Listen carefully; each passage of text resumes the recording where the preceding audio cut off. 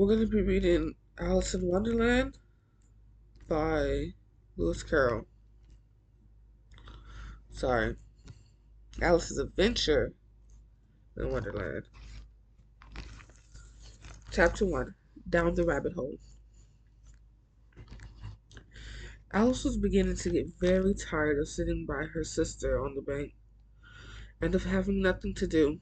Once or twice she had peeped into the book her sister was reading, but it had no pictures or conversations in it. And what is the use of a book, thought Alice, without pictures or conversations? So she was considering it in her mind as well as she could, for the hot day made her feel very sleepy and stupid, whether the pleasure of making a daisy chain would be worth the troubles of getting up and picking the flowers. When she suddenly when suddenly a white rabbit with pink eyes ran close by her. There was nothing so very remarkable in that, nor did Alice think it so very much out of the way to hear the rabbit say to itself, oh dear, I shall be too late."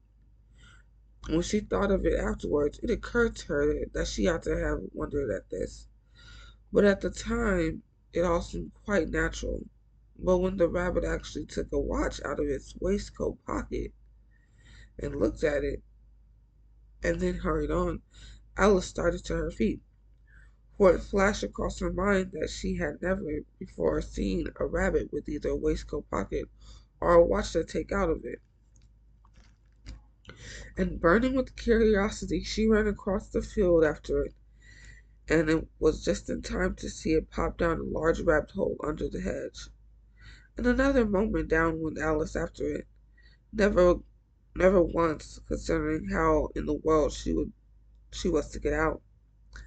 The rabbit hole went straight on like a tunnel for some way, and then dipped suddenly down, so suddenly that Alice had not a moment to think about stopping herself before she found herself falling down what seemed to be a very deep well.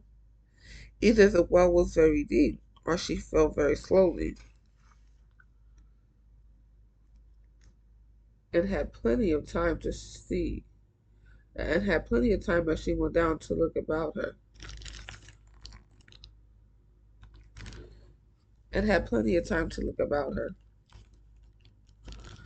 and to wonder what was going to happen next. First she tried to look down and make out what she was coming to, but it was too dark to see anything. Then she looked at the sides of the well and noticed that they were filled with cupboards and bookshelves. Here and there she saw maps and pictures hung upon pegs. She took down a jar from one of the shelves as she passed it. It was labeled orange marmalade, but to her great disappointment it was an empty jar. She did not like to drop the jar for fear of killing somebody underneath, so she managed to put it into one of the cupboards as she fell past it. Well, thought Alice to herself, after such a fall as this, I shall think it nothing of tumbling downstairs. How brave they'll all think me at home. Why, I wouldn't say anything about it, even if I fell off the top of the house, which was very likely true. Down, down, down. Would the fall never come to an end? I wonder how many miles I've fallen by this time, she said aloud. I must be getting somewhere near the center of the earth. Let me see. That will be 4,000 miles down, I think. For, as you see, Alice had learned several things of this sort in her lessons in the schoolroom, and though this was not a very good opportunity for showing off her knowledge, as there was no one to listen to her, it was still good practice to say it over. Yes, that's about right, the right distance. But then I wonder what latitude or longitude I've got to. Alice had not the slightest idea what latitude was, or longitude either, but she thought they were very nice grand words to say. Presently she began again. I wonder if I shall fall right through the earth. How funny it'll seem to come out among the people that walk with their heads downwards. The antipathies, I think. She was rather glad that there was no one listening this time, as it didn't sound at all the right word. But I shall have to ask them what the name of the country is. Please, ma'am, is this New Zealand or Australia? And she tried to courtesy as she spoke. Fancy, fancy courtesy as you're falling through the air. Do you think you could manage it? I don't think I could. And what an ignorant little girl she'll think me for asking. No, it'll never do to ask. Perhaps I shall see it written up somewhere. Down, down, down. There was nothing else to do, so Alice began talking again. Dana'll miss me very much tonight, I should think. Dana was the cat. I hope they'll remember her saucer for milk at tea time. Dana, my dear, I wish you were down here with me.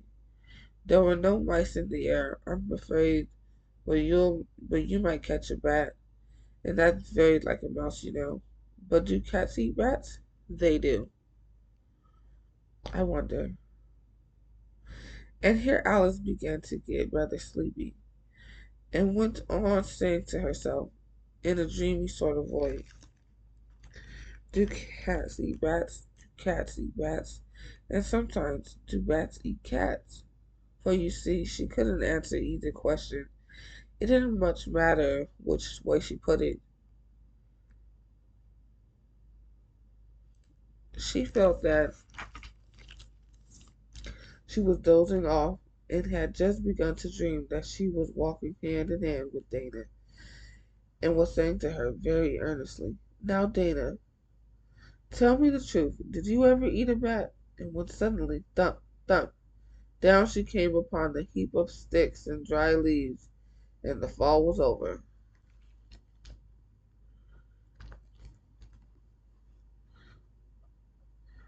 Alice was not a bit hurt, and she jumped up on her feet in a moment. She looked up, but it was all dark overhead.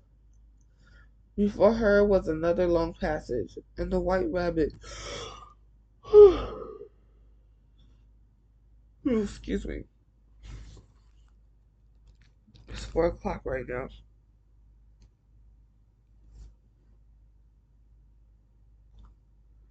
And the white rabbit was still in sight, hurrying down it. There was not a moment to be lost. Away went Alice like the wind, and was just in time to hear it say, as it turned a corner, oh, my ears and whiskers, how late it's getting. She was close behind it when she turned the corner, but the rabbit was no longer to be seen. She found herself in a long, long hall, a long, low hall, which was lit up by a row of lamps hanging from the roof. There were doors all around the hall, but they were all locked. And when Alice had been all around, all the way down one side and up the other, trying every door, she walked sadly down the middle, wondering how she could ever get out again. Suddenly she came upon a little three-legged table, all made of all made of solid glass. There was nothing on it but a tiny golden key, and Alice's first idea was that this might belong to the one of the doors out of the hall. But alas, either the locks were too large or the key was too small. But at any rate, it would not open any of them. However, on the second time around, she came upon a low curtain she had not noticed before. Behind it was a little door about 15 inches high. She tried the little golden key in the door, and to her great delight, it fitted. Alice opened the door and found that it led into a small passage, not much larger than a rat hole. She knelt down and looked along the passage into the loveliest garden you ever saw. How she longed to get out of that dark hall and wander among those beds of bright flowers, those cool fountains. But she could not even get her head through the door. And even if my head would go through, thought the poor Alice, it would be very, it would be of very little use without my shoulders. Oh, how I wish I could shut up like a telescope. I think I could if I only knew how to begin. But you see, so many out of the way things had happened lately that Alice had begun to think that very few things indeed were really impossible. Oh, there seemed to be no use in waiting by the little door, so she went back to the table, half hoping she might find another key on it, or at any rate a book of rules for shutting people up like telescopes. This time she found a little bottle on it, which certainly was not there before, said Alice, and tried around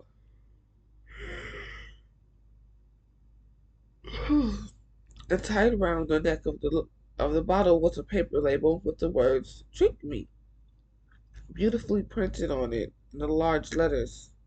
It was all very well to say "Drink Me," but the wise little Alice was not going to do that in a hurry. "No, I'll look first," she said, "and whether it's marked poison or not, and see whether it's marked poison or not." For she had read several nice little stories about children who had got burnt and eaten up by wild beasts and other unpleasant things, all because she would not remember the simple rules their friends, all because they would not remember the simple rules their friends had taught them, such as that a red hot poker will burn you if you hold it too long, and that if you cut your finger very deeply with a knife, it usually bleeds.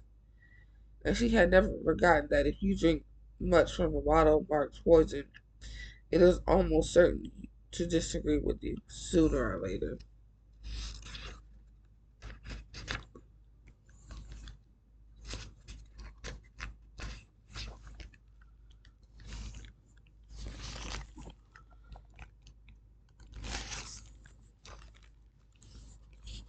However, this bottle was not marked poison, so Alice ventured to taste it, and finding it very nice, it had in fact a sort of mixed flavor of cherry tart, custard, pineapple, roast turkey, toffee, and hot butter toast. That actually sounds quite disgusting, but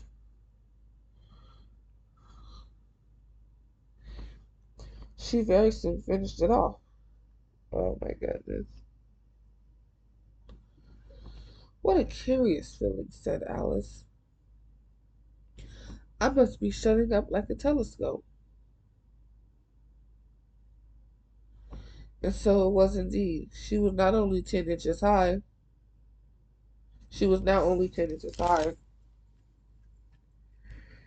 and her face brightened up at the thought that she was now the right size for going through the little door in the lovely garden.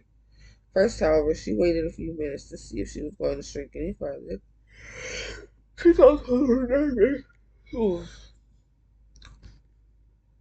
She felt a little nervous about this, for it might end, said Alice to herself. Am I going out altogether like a candle? That'd be a crazy way to go out. I wonder what I should be like then. And she tries to fancy what the flame of a candle looks like after the candle is blown out. But she could not remember ever seeing such a thing. After a while, finding that nothing more happened, she decided to go on going into the garden at once. But alas, for poor Alice, when she got to the door, she found that she had forgot the little garden key.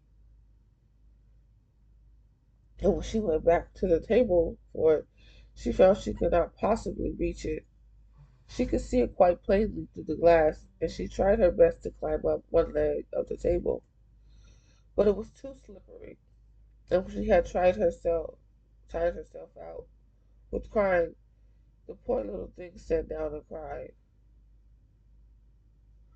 When she had tired herself out with trying, the poor little thing sat down and cried. Come, There's no use in crying like that, said Alice to herself rather sharply. I advise you to leave off this minute. She generally gave herself a very good advice, though she was very seldom followed it. And sometimes she scolded herself so severely as to bring tears into her eyes. And once she remembered trying to box her own ears for having cheated herself in a game of croquet she was playing against herself. For this curious child was very fond of pretending to be two people.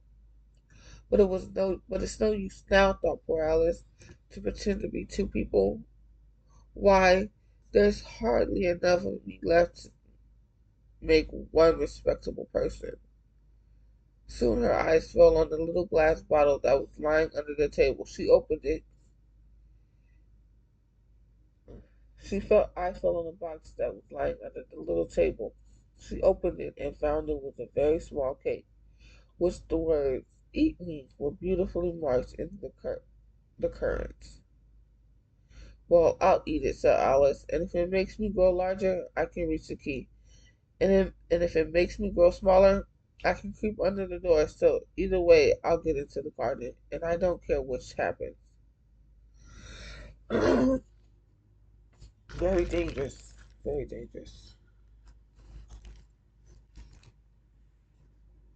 Just eating strange stuff, and something crazy can happen to you. She ate a little bit and said anxiously to herself, which way, which way? Holding her hand on top of her head to feel which way it was growing. She was quite surprised to find that she remained the same size. To be sure, this was generally happens when one eats cake, but Alice had got so much into the way of expecting nothing but to happen, out of the way things to happen, that it seemed quite dull and stupid for life to go on in the common way. So she set to work and very soon finished off the cake.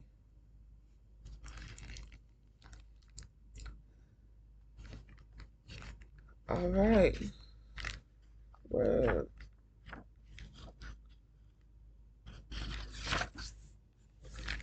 that's chapter one. Thank you guys for reading with me.